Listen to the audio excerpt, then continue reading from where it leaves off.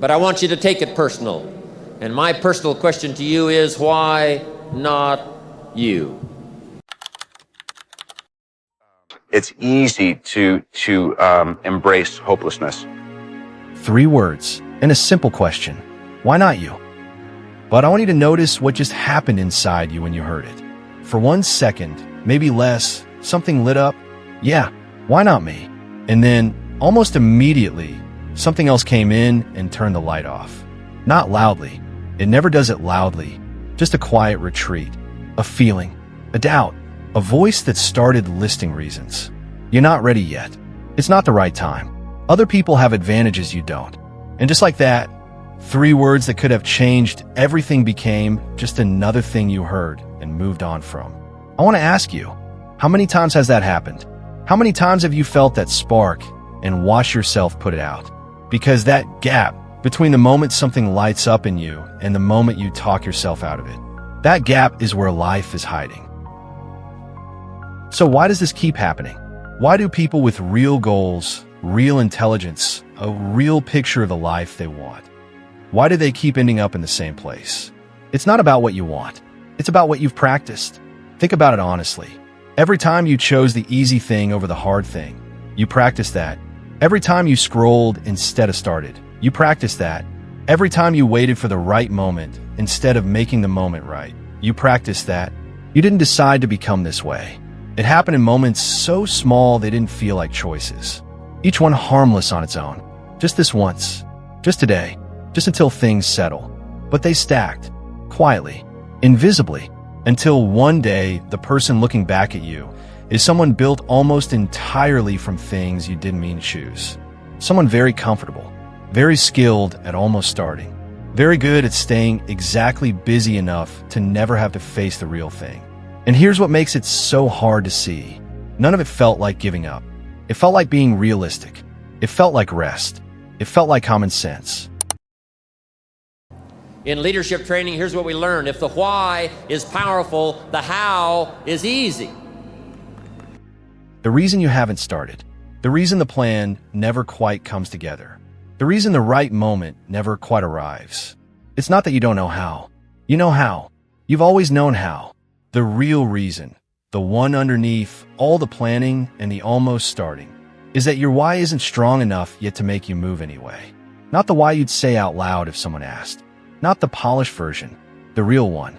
The one that's connected to something specific. Something that actually hurts when you think about never doing it. Because that why, the honest one, doesn't need perfect conditions. It moves through fear, through uncertainty, through not being ready. It just moves. So the question isn't how. The question is, have you found your real why yet? Or have you been using the how as somewhere comfortable to hide? Now here's the part most people skip. They hear, you can change, and they jump straight to the plan. The new routine, the fresh start, the better version. But there's something that has to happen first. You have to look at the old version, clearly, honestly, without making excuses for him. Not to feel guilty, not to beat yourself up, but because you can't leave behind something you haven't fully faced.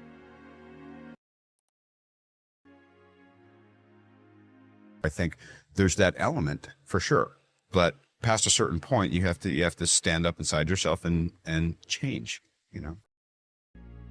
Stand up inside yourself, not in front of anyone. Inside. That's where it starts. That's where it has always started. And most importantly, he said that if I accepted responsibility for my wrongdoings, and if I embraced that part of my soul that was ugly, hugging the cactus, he calls it, he said that if I hugged the cactus long enough, I'd become a man of some humility, and that my life would take on a new meaning. And I did, and it worked. Hugging the cactus. You heard that.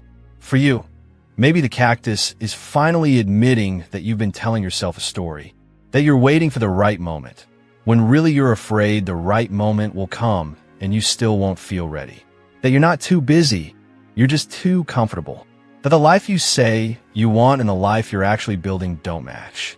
That's painful to sit with. Most people won't. They'll keep scrolling, keep watching, keep waiting. 5 years from now, same place, better reasons. But some people, a small number, will actually hold it, will sit with the discomfort of seeing themselves clearly. And those people find something they weren't expecting on the other side. Not shame, relief. Because once you stop pretending the gap isn't there, once you actually face it, it loses its power over you. And you realize something for the first time. The person who created that gap, that's you. And the person who can close it, that's also you. You look at the old version of yourself, the one who scrolled instead of built, who watched instead of created, who waited instead of started. And you don't hate him for it. You understand him.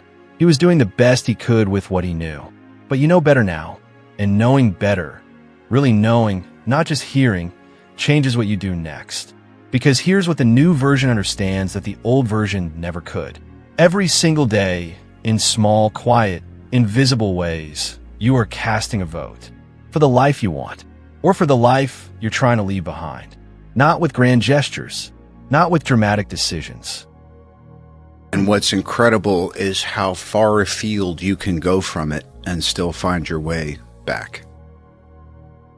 With the small moment when you feel the pull toward comfortable and you go the other way anyway. That's where everything begins. The question was never really about ability. It was always about decision. So face the question. Is why not you?